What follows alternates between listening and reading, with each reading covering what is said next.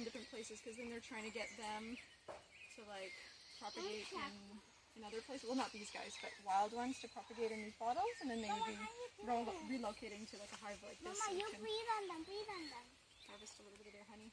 breathe on them.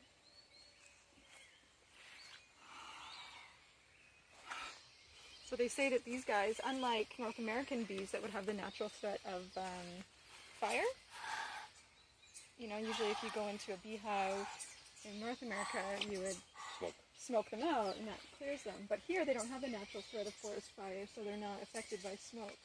So what they are affected by are things like big animals that would come in to like eat them or their stem or their honey.